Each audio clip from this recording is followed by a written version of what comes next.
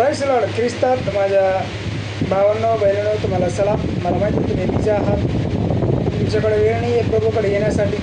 म्हणून एक good news आहे. गुड न्यूज ही आहे तर हे छोटंसं पुस्तक आहे, त्याच्यावर लिहिलेलं आहे आपण अपयशी झाल्यावर पुढे काय.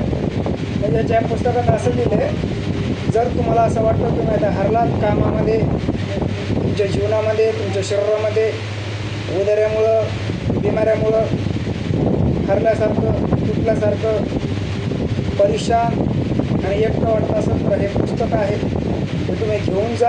याची जास्त किंमत नाही आहे, त्याची किंमत फक्त 20 ते 30 रुपये किंमत आहे.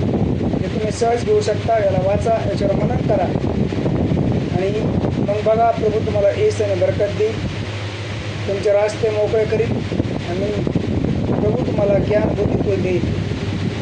म्हणून आशा करतो की तुम्ही लवकरात लवकर हे पुस्तकं घेऊन जाताल, वाचताल आणि जे सैतानाने दरवाजे बंद केलेत ते तुम्ही परत येशूकडून खोलून घेताल. प्रार्थना करतो.